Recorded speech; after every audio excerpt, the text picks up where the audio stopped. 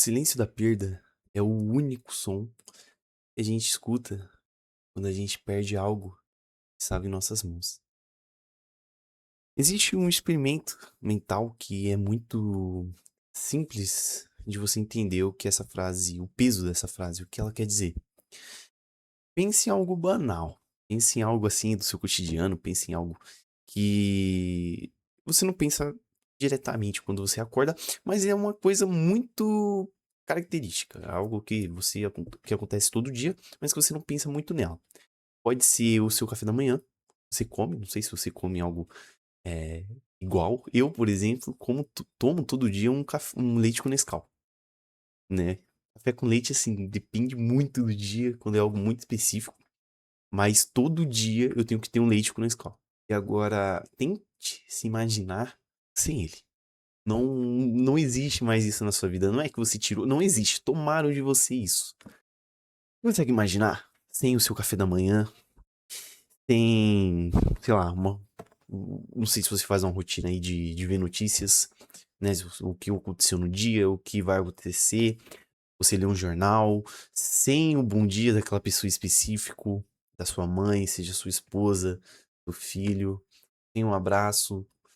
Tente se imaginar assim isso. Você consegue? Você acha que seria normal? Você acha que você se acostumaria rápido sem ter isso na sua vida? Algo muito cruel que tem que ser dito é que o tempo que a gente leva para parar de apreciar esse algo é muito menor do que o tempo que a gente leva a superar saciar a falta que isso causou. Não dá pra falar que é maldade. Não vamos pôr isso, não é ingratidão. É só algo que a nossa mente humana faz isso. A nossa mente, quando ela percebe que é algo cotidiano ali, sabe, é uma repetição disso, não tem tanto valor de algo que acontece todo dia. Ou de algo que não acontece todo dia. Por exemplo, uma comida. Pô, você come ali frequentemente arroz e feijão. Fato. Todo mundo come, todo brasileiro come praticamente todo dia arroz e feijão. Mas põe aí na conta aí no mês, quantas vezes você come lasanha? Pô, tem pessoa que não come lasanha todo dia, toda semana, todo mês. Não, normal não é você comer todo dia, mas tem pessoa que não come todo mês. Eu, por exemplo, amo lasanha. Então, quando eu como lasanha, tende eu a dar um valor muito maior pra lasanha. E isso é normal da nossa mente. A nossa mente humana, ela dá valor àquilo que não acontece diariamente. Ela dá valor àquilo que não tem repetição. E pra gente ver a sabedoria da Bíblia, mesmo escrita há muito tempo, ela traz assuntos que acontecem hoje. A gente ainda sofre desse mesmo sentimento de ingratidão. Assim, mesmo que sem querer, a gente é muito ingrato com essas coisas. E a Bíblia, eu vou trazer duas histórias aqui, ou três, sobre esse tema.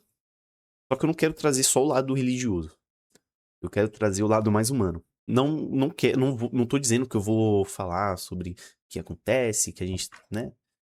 Acontece, não. Eu quero falar sobre como que esse sentimento está enraizado de uma forma que a gente tem que tirar ele. A gente não tem que tratar, podar, não. A gente tem que arrancar esse sentimento. Muito legal a gente entender o que a ciência diz sobre alguns fatores. Porque às vezes faz sentido e a gente consegue aplicar pro lado religioso também. Essa constância, né, essa similaridade que a gente, essa falta de, na verdade, a palavra certa é indiferença. Essa indiferença que a gente traz para certas coisas vem vindo da habituação que a gente tem com elas. A gente tem que realmente estar habituados com algumas coisas. Um hábito que você pode ter é estudar todo dia, é ler a Bíblia todo dia. Isso se torna uma habituação. Só que a nossa mente, ela traz essa habituação e traz uma diferença para isso. É meio que um mecanismo de sobrevivência. A gente tem que entender que muitas coisas do nosso cérebro, ele vem de coisas primitivas, entende?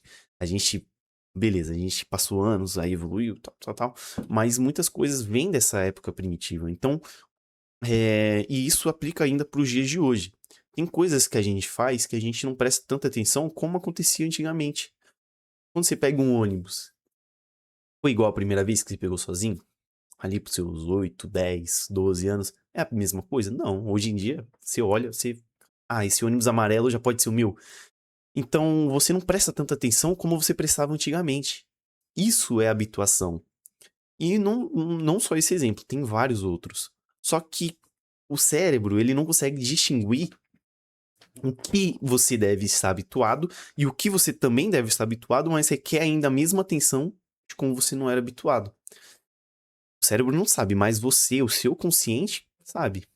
Muitas vezes a gente só não quer, entende? Esse é o problema, esse é o ponto que eu quero tocar. Quando a gente fica familiarizado com algo, a gente perde muita parte da percepção do que isso traz nas nossas vidas. A gente não perde o amor, a gente não perde o valor, só que a gente perde a percepção do que isso traz nas nossas vidas. Isso é um problema. Isso é um problema porque muitas vezes a gente deixa de dar o carinho devido pra isso porque a percepção acabou ou adormeceu, né? Não vamos dizer que acabou, porque acabou é uma palavra muito forte. Mas adormeceu. Então diminuiu muito essa percepção. E muitas vezes a gente esquece de dar o valor. Você já se perguntou quantas vezes você abraçou sua mãe hoje? Claro que você não vai exagerar. Você não vai dar 500 abraços na sua mãe. Mas dar esse carinho é muito importante. E se você não mora com ela, você. Quantas vezes você se preocupou com ela? Você perguntou: Oi, mãe, tudo bem? Como que a senhora tá? Você tá bem? Enfim, a Bíblia, como eu falei, ela traz muito disso. E eu acredito, arrisco dizer, que essa é a parábola mais famosa da Bíblia. A mais lida, né? Enfim, acho que todo mundo conhece, até quem não é, cristão, religioso. É a parábola do filho pródigo. Por ela ser a mais conhecida e por ela ser a mais lida, acredito eu, consequentemente, ela é uma das mais mal interpretadas. Eu sei que tem muitas interpretações. Você pode ler e ver de uma forma. E claro que você também pode ter uma interpretação errada. Mas não quer dizer que você não seja conhecedor espiritualmente.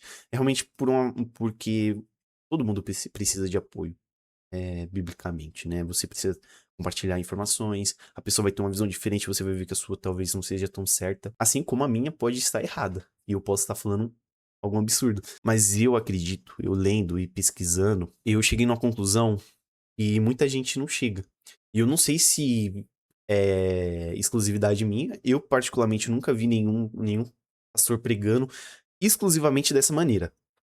Mas eu acredito que é muito bom a gente olhar pra esse lado, que é o lado mais humano e não o lado espiritual. Os dois se combinam, vocês vão ver no final. Mas em Lucas 15, eu só vou puxar aqui pra eu ler, pra vocês entenderem. Pode pular, Lucas 15, 17. Caindo em si, disse: o filho pródigo, né, o jovem, ele caiu em si. E essa frase ela tem um peso muito grande, muito grande. E ele diz: Quantos empregados do meu pai têm comida com fartura? Eu aqui morrendo de fome. Vou me levantar, voltar para o meu pai e dizer a ele: Pai, pequei contra o céu e contra ti. Já não sou digno de ser chamado de teu filho. Trata-me como um dos teus empregados. Por que eu quero dar ênfase nisso? Porque normalmente quando a gente prega sobre essa parábola, a gente fala de algo muito lindo e algo muito belo, que é a misericórdia do nosso Deus, do nosso Pai, que ele tem com nós. Gente, eu tô com muito frio. Eu acho que eu tô gaguejando um pouco, mas eu tô com muito frio. Essa misericórdia é muito linda. Só que a gente prega muito sobre isso, a gente prega muito sobre a bondade de Deus e a gente esquece de falar sobre como o filho foi justo até com ele. Óbvio que ele errou. Quando naquela época, quando o filho ele chega pro pai e fala: pai, eu quero a minha herança antecipadamente, é como se o filho, né, a pessoa ali olhasse para quem o gerou não, quem foi a mãe, mas os seus responsáveis, né, enfim, deu pra, deu pra entender. E falasse: você não é mais meu pai, você não é nada pra mim, você não significa nada pra mim, eu quero meus bens, e é isso. Isso é muito cruel, isso é muito, sabe, pesado, quando a gente olha pra esse ponto, esse lado mais humano. E ele reconhecer isso é algo muito bom, porque a gente não reconhece. Eu podia chegar na minha mãe, fazer a mesma coisa, falar: mãe, eu quero os meus bens. Eu quero tudo que é meu de direito, tudo que tá no meu nome. E eu vou lá e, né, faço as minhas coisas de adolescente e acabo me ferrando e volto e falo: mãe, eu sou teu filho, a senhora me aceita. Só que em nenhum momento passou na minha cabeça que eu errei, só passou, tipo, vacilei. Mas eu vou voltar pra minha mãe, porque ela é minha mãe, ela vai me aceitar. Já ele não, ele se colocou no lugar que ele deveria estar. Que é como ninguém, que é como um cara que desprezou aquele que deu tudo pra ele e que ele deveria sofrer as consequências, entende? Ele não deu valor àquilo que ele tinha, que era um pai, um local onde morar, comida, fartura. Ele não deu valor, achou que tinha tudo nas mãos, achou que era detetor de toda a sabedoria do mundo e viu que não era. Você entende esse é o ponto? O ponto importante da gente se colocar no nosso lugar de erro. Esse vídeo vai ficar longo. Eu acho que já deve estar uns 8 minutos. Eu acho. Mas a gente só tá na metade. Ele fala algo muito importante, que é: quantos trabalhadores o meu pai tem abundância e eu aqui morro de fome? Essa não é a frase religiosa, essa não é a frase humana, enfim. Na verdade é uma frase de alguém que finalmente entendeu o que a fartura faz com a gente. A fartura, ela não é algo ruim, mas a gente é algo ruim que tem fartura. Quando a gente tem fartura, a gente não dá valor àquilo que a gente deveria dar valor. E foi isso que aconteceu. Quando ele estava com fartura, ele não ligava para as consequências dos atos dele. Só que quando a fartura acaba e quando ele fica numa situação ruim, aí ele vai criar consciência dos atos que ele tem. O problema é que a gente muitas vezes não cria essa consciência mesmo assim, mesmo quando a gente está numa situação delicada. E a gente tem que criar consciência nos dois casos, mas principalmente quando a gente está na fartura. Porque é muito fácil a gente dar valor àquilo que a gente tinha quando a gente perde. E mais importante ainda também é, caso ocorra a perda, a gente se reconheça no lugar de quem errou. Claro, gente, exceções acontecem, vocês podem perder aquilo que vocês davam valor. Só que é muito mais fácil você agradecer porque você aproveitou aquele tempo que você estava com isso. Agora é muito cruel quando a gente perde algo, quando algo é tomado da gente e a gente não aproveitou porque a gente estava com ela. Então, a qualquer momento eu vou lá e brinco de videogame, qualquer momento eu vou lá e assisto. E são momentos até, assim, sutis, que passam rápido. E a gente perde, e aí quando a gente cresce a gente fala, poxa, poderia ter aproveitado mais. Mas para abrir os olhos, é melhor você realmente se colocar no lugar de uma perda muito grande. E normalmente as pessoas têm esse choque de realidade quando ocorre essa perda muito grande, quando perde alguém muito importante na vida delas, a pessoa fala, realmente, a partir de hoje eu vou começar a aproveitar mais a minha vida e valorizar as pessoas que estão ao meu lado. Quando eu falo disso, que é um tema mais complexo, né, que é a morte, a gente não consegue comparar ela diretamente com o filho pródigo. Porque o filho pródigo, ele tinha um lugar pra voltar. Ele, assim, apesar dele se reconhecer, poxa, pai, eu pequei tanto contra ti, deixa eu ser o seu servo, e o pai recolhe ele como o seu filho novamente, ele ainda seria um servo e ainda teria como se recuperar, até financeiramente, sobre a sua saúde. Mesmo que de um jeito muito mais lento e muito mais doloroso, ele teria como recuperar aquilo que ele perdeu. Só que a Bíblia, ela nos mostra algo além. Ela sempre mostra algo além. E é preciso mostrar esse algo além. E a gente tá falando de Esaú, né? Esaú e Jacó, todo mundo sabe essa história, que Jacó roubou a herança, né? Ele tomou a herança primogênita. Herança não, né? Mas a prim, primo, primogenitura. É difícil essa palavra. Primogenitura do Esaú. E, assim, apesar de ser algo muito ruim que o Jacó fez, foi algo que Esaú não pensou também. Apesar dele estar com fome, cansado, e assim, a recompensa imediata era melhor que uma recompensa futura para ele, ele pesou na balança isso, ele deveria ter pensado mais e não ter feito essa troca. Só que, a partir do momento que ele fez isso, não tinha como voltar atrás. Não tinha como ele ter a sua primogenitura de volta. Não tinha mais, acabou. Não tinha mais como acontecer. Não tinha como ele receber essa bênção de novo, entende? Não acabou. Apesar dele ser, né, o primeiro ali, ele veio primeiro que o Jacó, a bênção, né, direta ali, não ocorreu. Não ocorreu. Então não tinha como ele voltar atrás. Você entende qual que é o peso disso? Você entende quando a gente compara com a perda de uma morte, é algo que não tem como voltar atrás, não tem como você ressuscitar alguém até chegar aquele dia. Não tem como isso acontecer. Na nossa vida carnal não tem como você retomar isso. Então, é triste. E a Bíblia ela mostra muito esse lado também. E a gente tem que estar atento para isso. Esaú perdeu algo que não se recupera. Né? Em Hebreus 12:17, registra que depois ele ficou arrependido, né? Então, querendo herdar a bênção, foi rejeitado e não achou lugar para arrependimento, ainda que com lágrimas o buscasse. Você entende que ele não conseguiu achar nenhum lugar? O lugar não é algo físico, é algo que ele perdeu.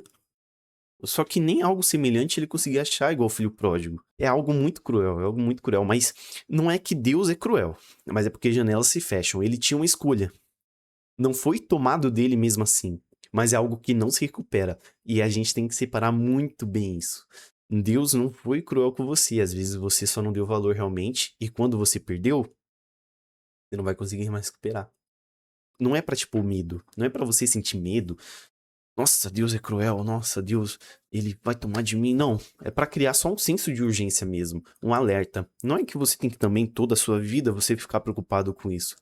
Mas você fazendo, tendo essa prática de você dar valor, acordar e agradecer por você ter 2 braços, por você levantar, por você respirar, é algo muito bom e vai melhorar a sua vida espiritual, sua vida pessoal. Você vai se sentir mais vivo. Você não reclamando quando você acontece algo ruim, você vai lá, nossa, só acontece tudo de ruim na minha vida.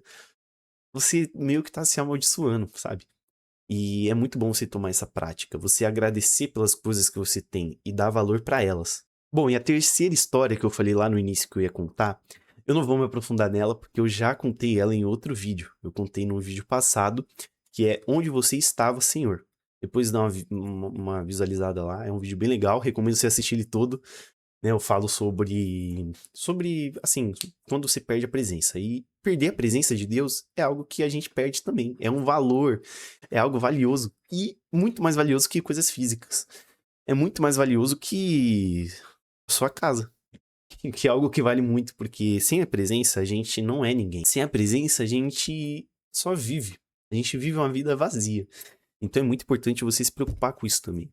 E eu conto, nesse vídeo sobre Lucas 2. E bom, eles perdem Jesus de vista e quando reencontram, Jesus fala que não, ali era o local que ele tinha que estar para continuar os negócios do pai. E aí a Maria não entendeu essa pergunta, essa resposta tão seca de Jesus diretamente, mas enfim, ela aceitou a resposta. E é isso na nossa vida. A gente tem que voltar a buscar a Deus quando a gente perde, porque isso, graças a Deus, não é algo que a gente perde e a gente não consegue retomar. Você estando em vida, não precisa estar saudável, não precisa estar bonito, não precisa se arrumar, não precisa marcar dia, não. Você pode ajoelhar, orar, ou deitado, ou em pé, ou cantando, e entregar sua vida para Ele. E esse é a terceira história que eu queria contar, porque ela é muito forte. Se você quiser se aprofundar nesse tema, veja outro vídeo que eu fiz, tá? Vou deixar no card. E, enfim,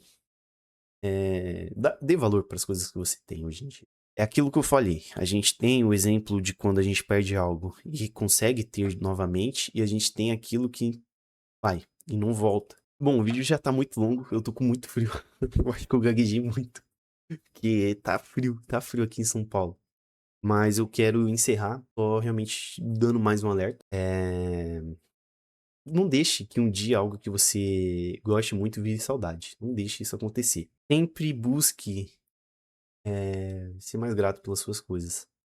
Vai ter coisa que vai acontecer na sua vida que não tem como você agradecer, né? É difícil a gente como humano. Vai ter coisa que vai acontecer que vai ser realmente ruim. E num momento você não vai entender que aquilo pode ser bom, que você pode tirar um ensinamento. Mas tente não se amaldiçoar. Tente não ser tão ingrato, porque você pode ter outra coisa boa também. Você pode ter, ou às vezes você tem. É essa filosofia que muita gente tem raiva, mas que realmente é muito boa. Você percebe que isso só vai melhorar a sua vida porque você vai ser alguém mais paciente, você vai ser alguém mais bem-humorado, você vai ser alguém mais legal de se conversar e principalmente você vai ser alguém que honre mais a Deus. Porque a partir do momento que você agradece a Deus por algo que não aconteceu com você de ruim, e quando você entende que aquilo é material ou que aquilo pode realmente acontecer, você não vai botar culpa em Deus em coisas banais e você não vai perder a chance de melhorar no futuro e você não vai perder a chance de valorizar aquilo que você tem hoje em dia. Então espero que vocês tenham gostado. Novamente, se vocês tiverem alguma ideia de tema, pode deixar nos comentários. Se alguma melhoria, falar, Atos, eu acho legal você falar mais disso, eu acho legal você falar desse jeito, pode deixar que eu vou ler todos, eu vou responder todos. E, bom, o vídeo já tá longo, espero que não tenha ficado cansativo. Obrigado, fiquem com Deus e lembre-se, dê valor ao que você tem agora e não espere perder.